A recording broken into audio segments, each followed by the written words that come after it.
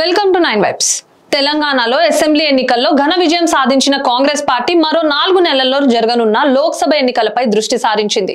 17 లోక్సభ స్థానాలున్న తెలంగాణలో వీలైనన్ని ఎక్కువ స్థానాలు గెలుచుకోవాలని కాంగ్రెస్ పట్టుదలగా ఉంది. దీనికోసం ప్రతి నియోజకవర్గంలోనూ బలమైన అభ్యర్థిని బరిలో దింపాలని భావిస్తోంది.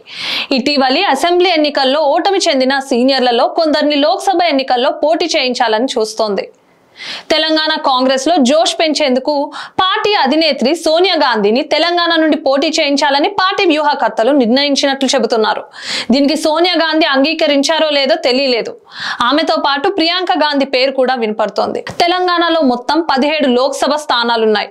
వీటిలో మజ్లీస్ పార్టీ ప్రాతినిధ్యం వహిస్తున్న హైదరాబాద్ నియోజకవర్గాన్ని మినహాయిస్తే మిగతా 16 నియోజకవర్గాల్లో బలమైన అభ్యర్థులను వెతికే పనిలో బిజీగా ఉంది కాంగ్రెస్ నాయకత్వం. తెలంగాణ రాష్ట్రాన్ని ఇచ్చిన వరుసగా 2 ఎన్నికల్లో అధికారం చేజిక్కించుకోలేకపోయిన కాంగ్రెస్ పార్టీ 3వ ఎన్నికల్లో అధికారంలోకి వచ్చింది. అదేవిధంగా కేంద్రంలో వరుసగా 2 ఎన్నికల్లో ప్రతిపక్షానికి పరిమితమైన కాంగ్రెస్ మరో 4 నెలల్లో జరగనున్న ఎన్నికల్లో సత్తా చాటి తిరిగి కేంద్రంలో అధికారంలోకి రావాలని పంతంగా ఉంది. అందుకోసం ప్రతి రాష్ట్రంలోనూ తన బలాన్ని పెంచుకోవాలని భావిస్తోంది. అందులో భాగంగా తెలంగాణపై ప్రత్యేక దృష్టి సారించింది. పార్టీలో జోష్ నింపడానికి పార్టీ సుప్రీం లీడర్ సోనియా గాంధీని తెలంగాణలో ఏదో ఒక నియోజకవర్గం నుండి పోటీ చేయించాలని పార్టీ వ్యూహకర్తలు భావిస్తున్నారు. ముఖ్యమంత్రి రేవంత్ రెడ్డి మొన్నటి దాకా ప్రాతినిధ్యం వహిస్తూ వచ్చిన మల్కాజ్గిరి లోక్సభ నియోజకవర్గం నుండి సోనియా గాంధీని బరిలో దింపాలని భావిస్తున్నారు. దీని ప్రభావం దక్షిణ భారత్పై బానే ఉంటుందని, అది కాంగ్రెస్ కు కలిసొస్తుందని పార్టీ వ్యూహకర్తలు అంచనా వేస్తున్నారు.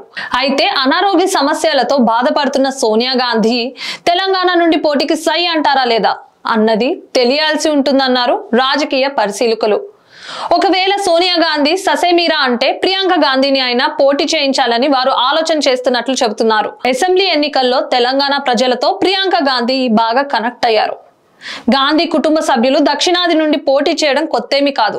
భారత తొలి ప్రధాని పండిట్ జవహర్లాల్ నెహ్రూ తనయ ఇందిరాగాంధీ 1880లో తెలంగాణ నుంచి పోటీ చేశారు. అప్పట్లో ఆమె మెదక్ లోక్సభ నియోజకవర్గం నుండి పోటీ చేసి విజయం సాధించారు. జనతా పార్టీ నాయకుడు జైపాల్ రెడ్డిపై ఇందిరాగాంధీ భారీ మెజార్టీతో విజయం సాధించారు.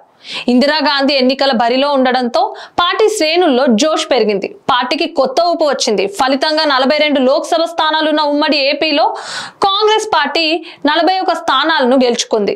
దీన్ని దృష్టిలో పెట్టుకునే వచ్చే ఎన్నికల్లో గాంధీ కుటుంబ సభ్యులు తెలంగాణ నుంచి పోటీ చేస్తే పార్టీ క్లీన్ స్వీప్ చేస్తుందని పార్టీ నేతలు అంచనాలు వేసుకుంటున్నారు. సోనియా గాంధీ అయినా ప్రియాంక గాంధీ అయినా కార్యకర్తల్లో ఉత్సాహం ఉరకలు వేయడం ఖాయమని వారు ధీమా వ్యక్తం చేస్తున్నారు. కాంగ్రెస్ పార్టీయే కాదు, భారతీయ జనతా పార్టీ కూడా తెలంగాణపై ప్రత్యేక ప్రణాళికలు రూపొందించుకుంటోంది. అసెంబ్లీ ఎన్నికల ప్రచార సమయంలోనే వచ్చే లోక్సభ ఎన్నికల్లో బీజేపీ అగ్రనేతల్లో ఒకరిని తెలంగాణ నుండి బరిలో దించాలని కమలనాథులు ప్లాన్ చేస్తున్నట్లు ప్రచారం జరిగింది. ప్రధాని నరేంద్ర మోడీ కానీ కేంద్ర హోం మంత్రి అమిత్ షా కానీ తెలంగాణ నుండి బరిలో దిగితే పార్టీ శ్రేణుల్లో ఫుల్ జోష్ వస్తుందని వారు అంచనా వేస్తున్నారు. అదే జరిగితే గత ఎన్నికల్లో 4 స్థానాల్లో సంచలన విజయాలు సాధించిన బీజేపీ వచ్చే ఎన్నికల్లో కనీసం 9 స్థానాలైనా గెలవాలని పట్టుదలగా ఉంది.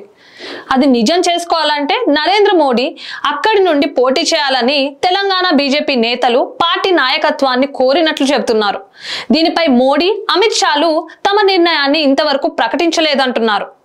హైదరాబాద్ లోక్సభ స్థానం కొన్నేళ్లుగా మజ్లీస్ పార్టీకి కంచుకోటగా ఉంటుంది. ఈసారి దాన్ని బ్రేక్ చేసి అక్కడ పాగా వేయాలని కాంగ్రెస్ పార్టీ భావిస్తోంది. అసెంబ్లీ ఎన్నికల్లో నాంపల్లి నుండి పోటీ చేసి ఓటమి చెందిన ఫిరోజ్ ఖాన్ ను హైదరాబాద్ లోక్సభ నియోజకవర్గం నుండి బరిలో దింపే అవకాశాలున్నాయంటున్నారు.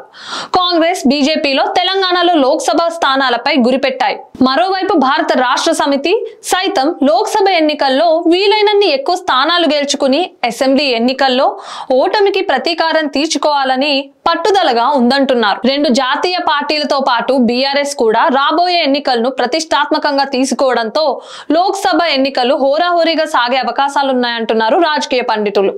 ఇలాంటి మరిన్ని అప్డేట్స్ కోసం స్టే ట్యూన్ టు 9 వైబ్స్.